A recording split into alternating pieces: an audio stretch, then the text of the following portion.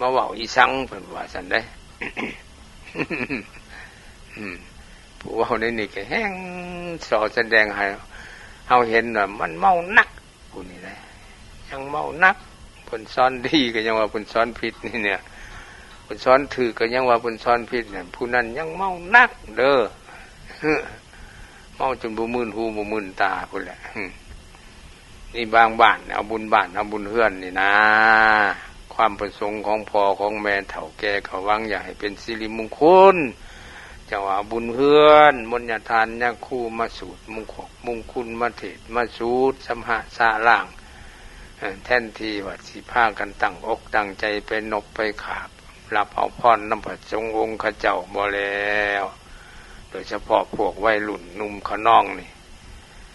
ผู้เฒ่า4 คน5 คนขึ้นไปนั่งฟังยาคูสูตรยาคูเทศน์ทั้งเงินอยู่ทั้งตารางเขาเหล่ามายายกันเอาเบียร์มายายกันเปิดเทปขึ้นเสพงั้นกันผ่อนนั่นตารางเงินวันยันทานอย่างหายเลยท่านอย่างว่าเพื่อนใดเหตุแนวนั้นอย่าไปสูดให้วัวมันอย่าไปเทศให้วัวมันบ่เคารพหีดบ่เคารพคล้องมันดูหมิ่นทินแข้งหีดคล้องประเพณีเฮานะมันบ่เคารพพระสงฆ์องค์ข้าเจ้าบ่เคารพศีลบ่เคารพธรรมอย่าไปสูดให้มันเสียน้ำลายอย่าคู่เอ้ยหาละเมื่อนอนทากินลาบควายมันอยู่วัดผุนเด้อว่าเนี่ยท่านเคยบอกได้เนี่ยท่านว่าเขาสิบ่หายไปจ้ะหายก็ยาวหัวเขาหายก็เขาบาปตื่มแต่ว่าเฮาบ่ได้บาปของเฮาสอนดีมันอยากบาปให้มันหายแต่ว่า นี่แหละย้อนเฮานั่นติดมวนติดศีลเมามวนเมาสึงคือดังว่าเนี่ยสิเฮ็ดให้ศาสตร์บ้านเมืองเฮาบ่เจริญบ่ก้าวหน้าหายแห้งไปกว่าหันบางยุคบางสมัยบางปางจนเฮ็ดให้ประเทศชาติตกเป็นขี้ขามาใส่ของคนต่างดาวท้าวต่างเมืองย้อนอย่างมวลได้เห็นบ่ในประวัติศาสตร์เจ้าอนุวงศ์พาประชาชนกู้เอกราชญาติเอาเอกราชนำไทยตีทหารไทยไปหอดเมืองโคราชพุ่นตัวเอาไสชนะอยู่เมืองโคราชได้แล้วก็มอบให้นายทหารของพลกองพันหนึ่งแล้วเราชมรักษาเมืองโคราชเจ้าอนุเพิ่นก็พาทหารมุ่งหน้าไปพุ่นแล้วสิเข้ากรุงเทพพุ่นแล้วความประสงค์เพิ่นบัดนี้คนเมืองโคราชมียิ่งซ้ำนะเขาหลอกเขาลวงเพิ่นเขารู้จักแล้วว่าลาวมักม่วนนั่นจัดการฉลองไสชนะแล้วเว้ยเอาเหล่ามาเกลือเอาผู้สาวงามๆมาเกี่ยมากอมมานอนนำพวกนายโทมทหารเพิ่นเมาเหล้าแน่เมาผู้สาวแน่นอนรับกลางคืนมากเขาว่าเขาเอาเหงาเขาไปฟันเอาตายแล้วนี่ระนาดเสียฮอดชาติเสียฮอดชาติความม่วนนั่นพุ่นนะปานนั้นเฮาก็ยังว่าเอ้ยมันสิผิดยังม่วนแห่งดีตัวสิบาปยังวะอันนั้นแหละมันคนตาบอดเว้าคนเมาเว้าขยาเขาดื้อเขาบ่สว่างเมาเขาเว้าไปตามภาษาคนเมาหั่นแหละแต่ว่าสิเว้าแนวใดก็หลีกบ่ม่มกลมบ่วิตว่าเฮาเฮ็ดผิดเด้อบ่ออกไม่ออกทั้งหลายเฮ็ดบุญศีลกินทานมาผิดเข้าใจน้ำวัดน้ำว่าก็เข้าใจผิดเข้าใจว่าวัดเป็นบ่อนเล่นเข้าใจนั่นในนี้ได้คนลาวเข้าใจว่าวัดคือบ่อนเล่นเว้นบอกกันเด็กหน่อยมาห้องมาโหมาสวามาแซวน้ำตารางเฮือนเพิ่นอะไรลงไปวัดเราได้ชูมาอ้ออยู่นี่ไปแล้วแม่ลงไปลินวัดพุ่นว่าได้มาดอกปานยาคูบ่มีหูนี่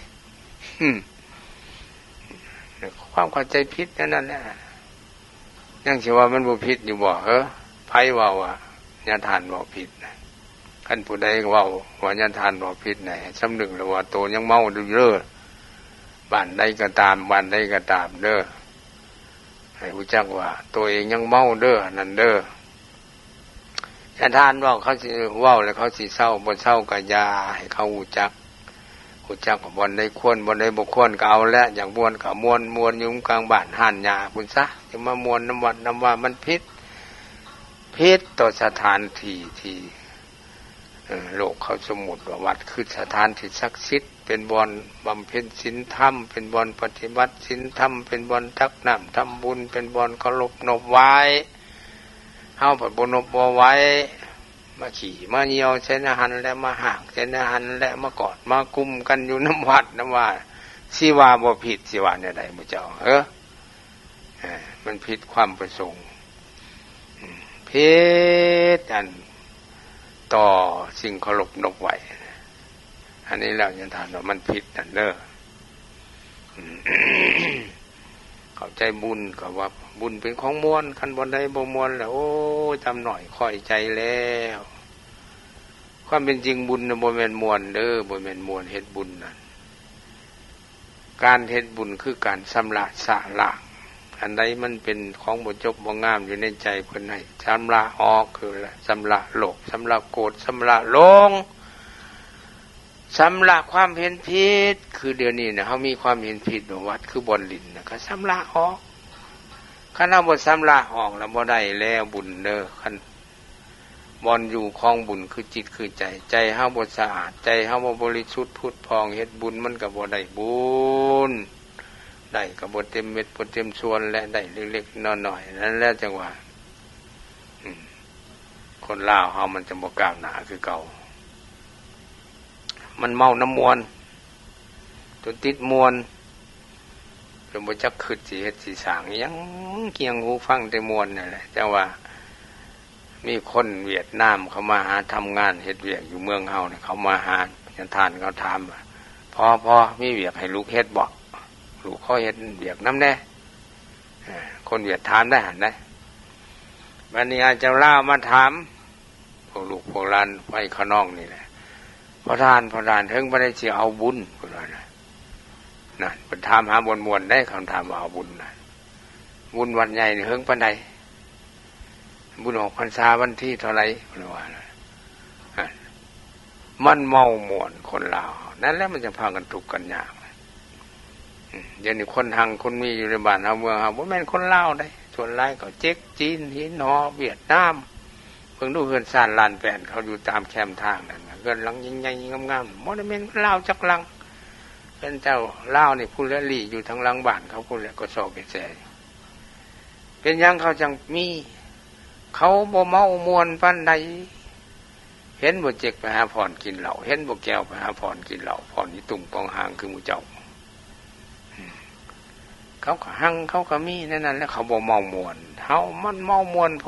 ดเน้อเอาญาทานบอกมาในมุนนี้เห็นว่าสมควรแก่เวลาแล้วก่อนสิยุติก็ขออภัยโทษเน้อได้มันแต่มันต้องมันสูญต่อจิตต่อใจคนเมาทั้งหลายก็ขอให้พากันคิดเสียก่อน